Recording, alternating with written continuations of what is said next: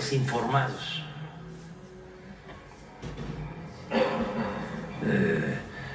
Los han hecho vivir en una burbuja. Por eso se sorprenden con los resultados electorales del domingo. Todavía no lo internalizan. Están como pasmados, sorprendidos. No esperaban eso. A ver, permíteme.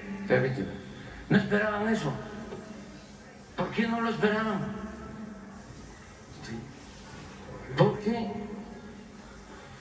creyeron todas las mentiras difundidas por los que se sentían dueños de México y que se dedicaban a saquear al país. Y esos oligarcas pues tienen sus mecanismos de control y de manipulación. Y muchos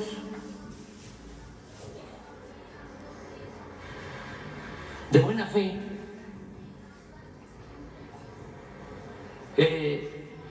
se creyeron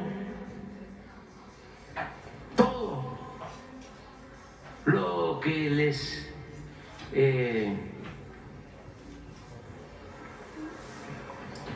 transmitieron de manera tendenciosa. Entonces, no les gusta, pero fue un desastre el modelo neoliberal. Y fíjense, el papel de la manipulación. ¿Qué fue lo que trataron de sembrar en la mente de los mexicanos? Lo opuesto. De que la tragedia de México, de que la crisis de México es la de ahora. Nunca había estado tan mal el país como ahora. Qué terrible. Y muchos se lo creyeron, pero además, aun cuando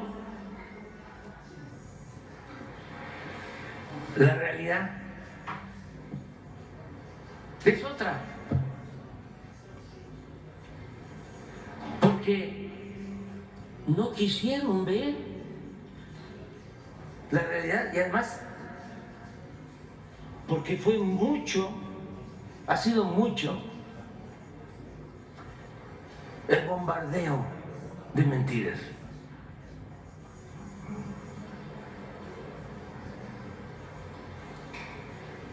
¿Qué sucedió en la época neoliberal? Lo repito y lo repito, pero no lo creen. Les entra por aquí, les sale por acá. Fue el periodo de más saqueo a México en toda su historia. Y se puede probar técnica, científicamente.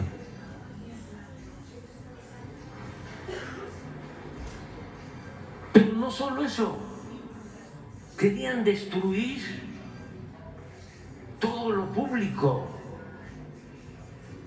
Y desde luego, privatizarlo todo. Con la idea de privatizar las ganancias y socializar las pérdidas. ¿Qué fue el FOBAPROA?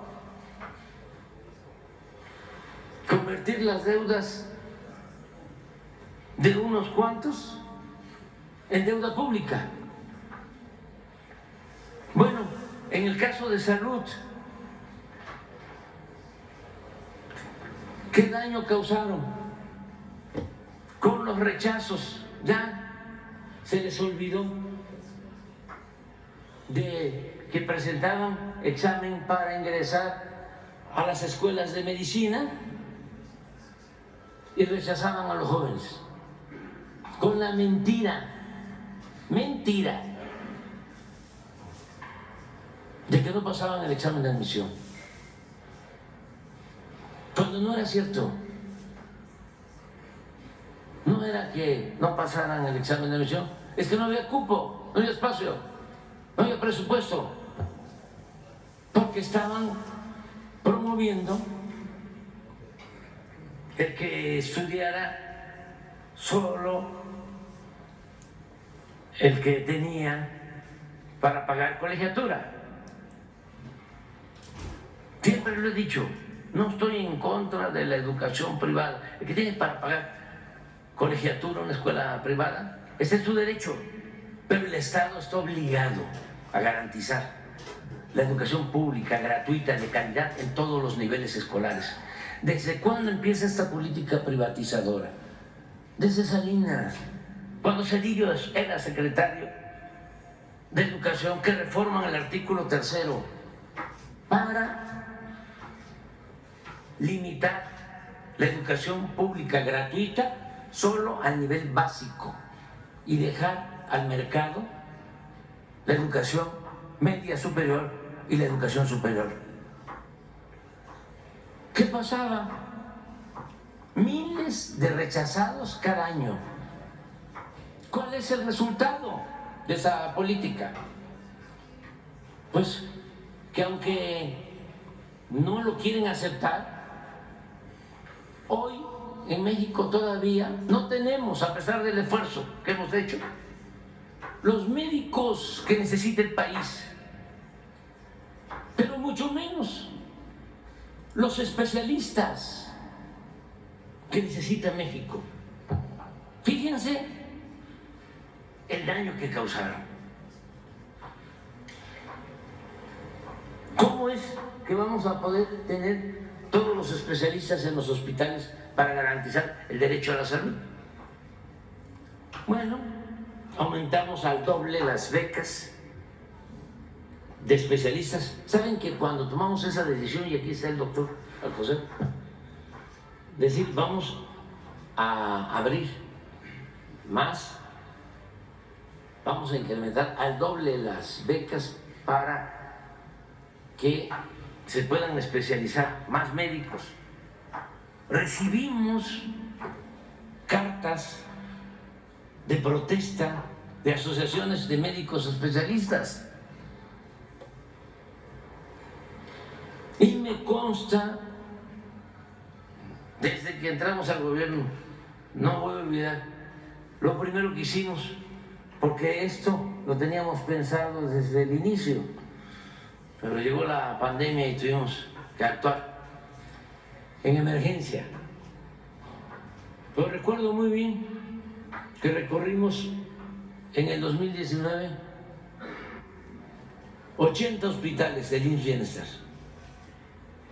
Estuvimos, y recuerdo que estuvimos en 3 hospitales del IMSS Bienestar de Yucatán, y en ninguno de los 3 había pediatra.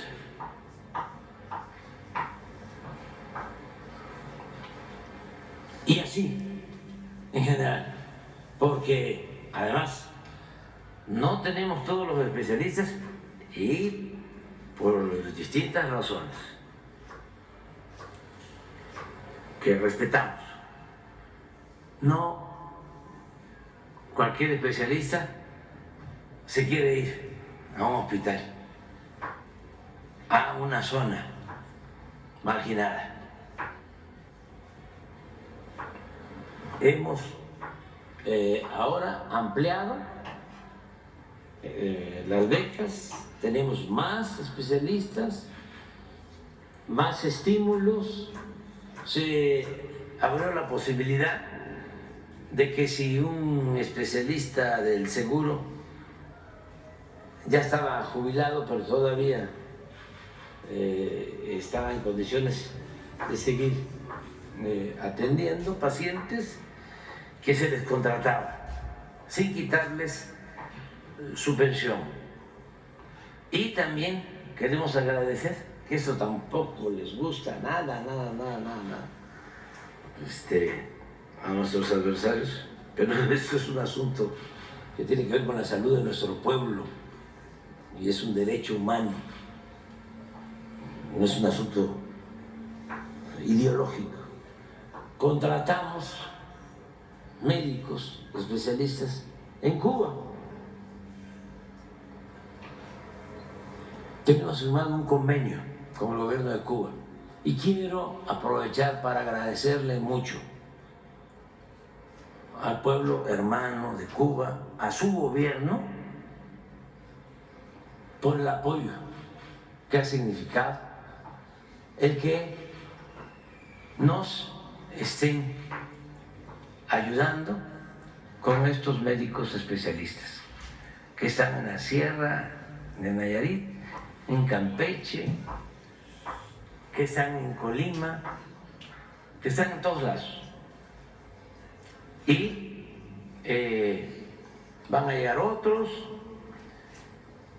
Este es un proceso que va a concluir en su etapa final en septiembre, pero estamos trabajando al mismo tiempo en varios aspectos. Por ejemplo, también estamos terminando de resolver todo lo que es el abasto de medicamentos y la distribución de medicamentos. ¿Saben que habían hospitales como en el Estado de México donde la farmacia del hospital estaba privatizada?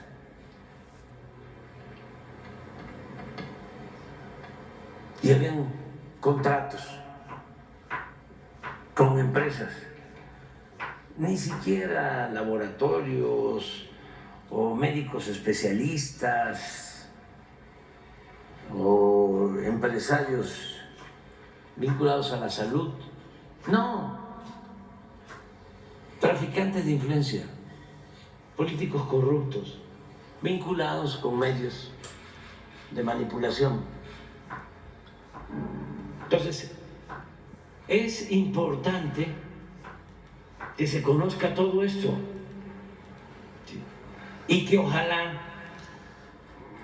lo digo de manera sincera,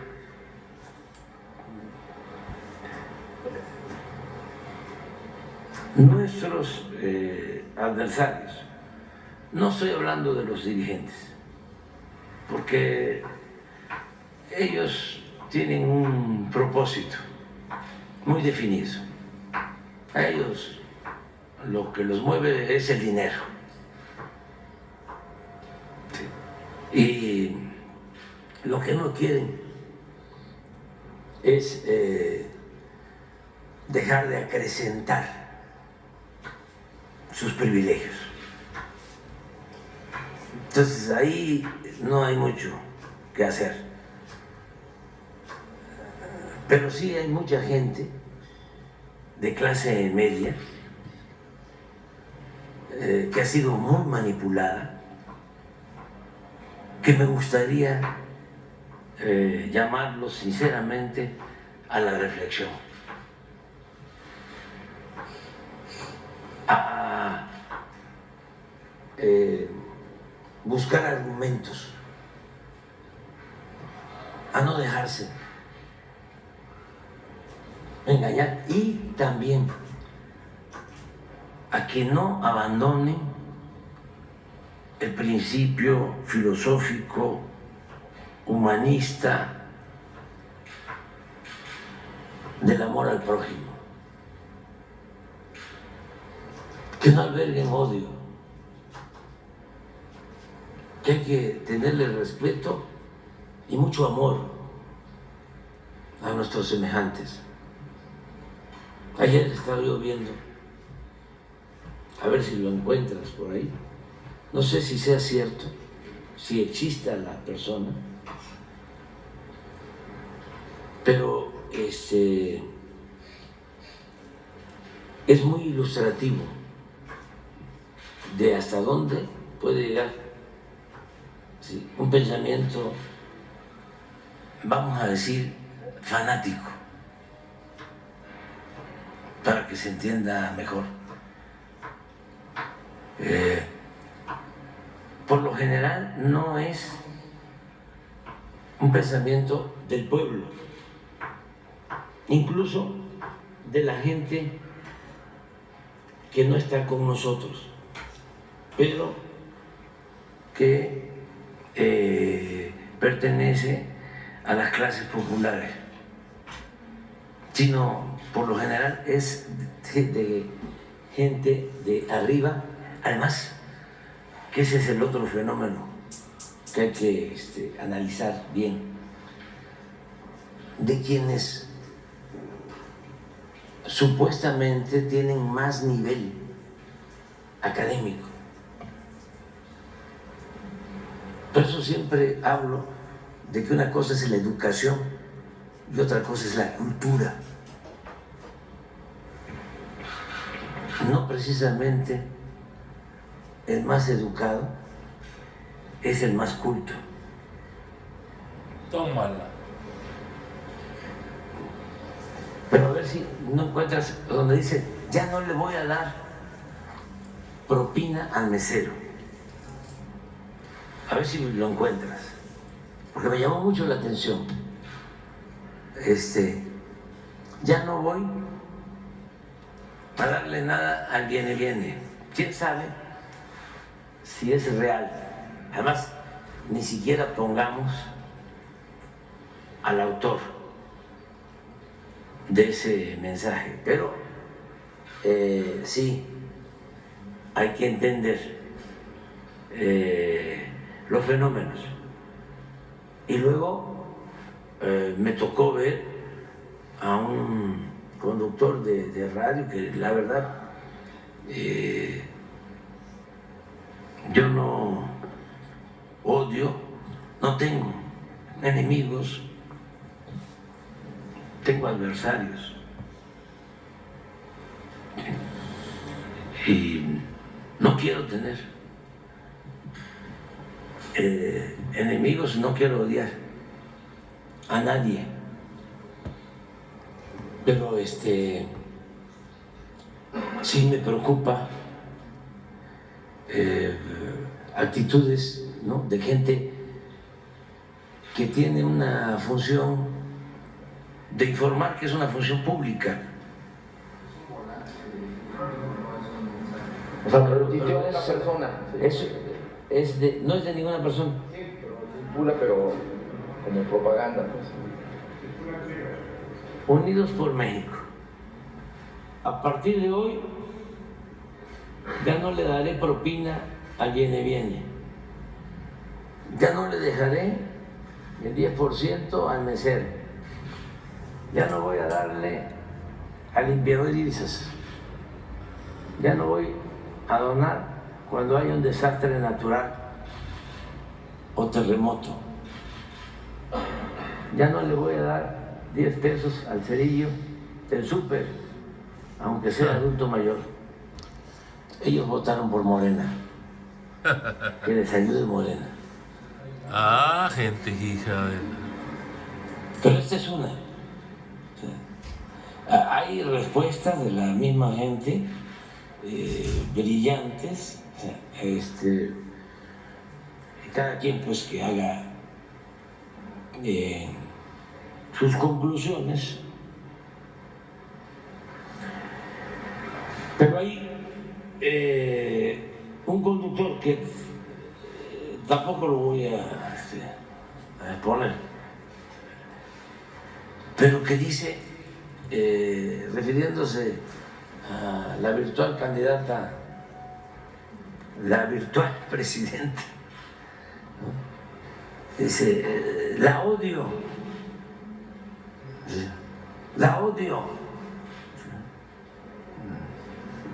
quiero ni verla, no quiero, pero una cosa tremenda, o sea, de descomposición. Otros, ¿no? En ese plan, ¿no? Entonces, todos cometemos errores, todos. Nos apasionamos, nos excedemos, somos seres humanos, solo el Creador es perfecto. Pero yo creo que en momentos como este, en el caso de nuestro país y en el mundo, es importante la reflexión, la autocrítica, no caer en la autocomplacencia. Es de sabios cambiar de opinión. Y cuando menos, respetarnos. Me gusta más la palabra respeto que tolerancia. Porque tolerancia es como conceder algo. Te concedo, te tolero. El respeto es más horizontal, es más igualitario. Entonces, porque vamos a seguir y podemos mantener nuestra convivencia, una de las cosas más importantes de este proceso, y eso lo subrayo, se lo debemos a todos los mexicanos. Lo más importante de todo es que los cambios se están dando de manera pacífica, cambios profundos, bueno, que llevan a esto. Pero nada más. La independencia fue violencia. Imagínense cómo eran los conservadores en ese entonces, que no le perdonaron a Hidalgo que haya proclamado la abolición de la esclavitud, y que no solo lo asesinan, le cortan la cabeza y la exhiben 10 años en la plaza principal de Guanajuato, como escarmiento.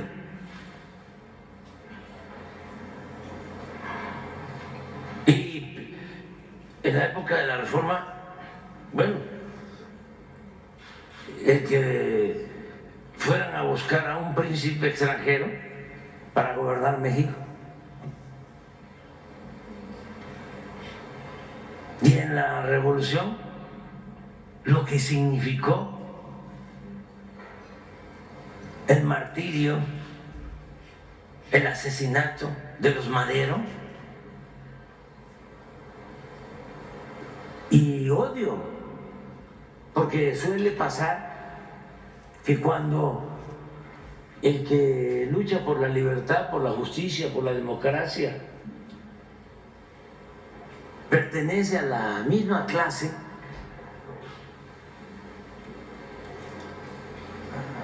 dominante, es mayor el odio.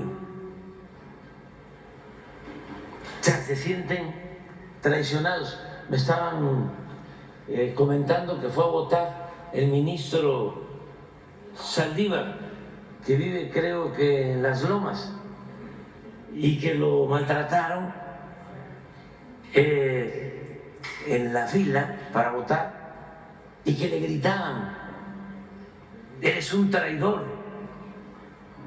Y me acordé de cuando, en vísperas del golpe y del asesinato del presidente Madero,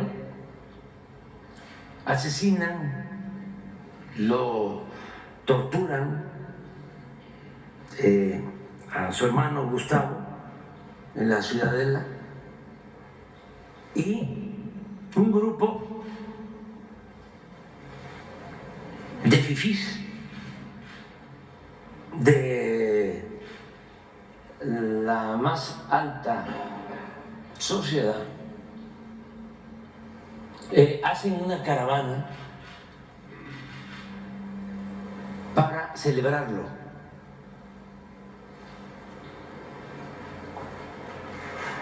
En los carros. Y ese grupo incendia la casa, quema la casa de los Madero. Y son los que festejan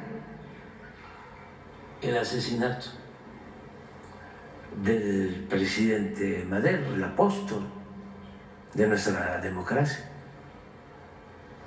Entonces, esos odios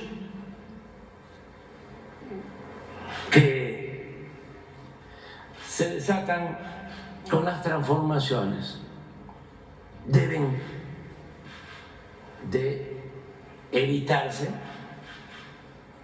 por todos los medios. Y yo tengo que decir que agradezco mucho a los adversarios que aún con insultos y demás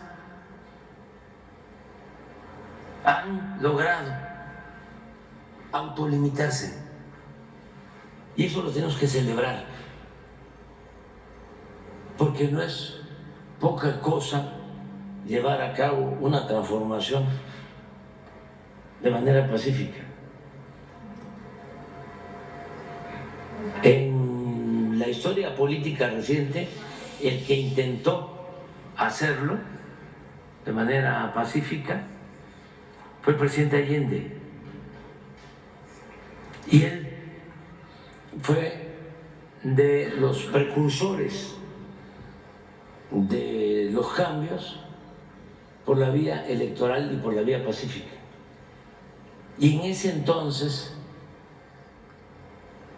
era muy difícil de que se aceptara de que podían llevarse a cabo cambios de manera pacífica.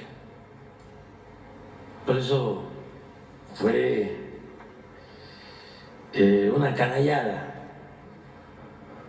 lo que le hicieron,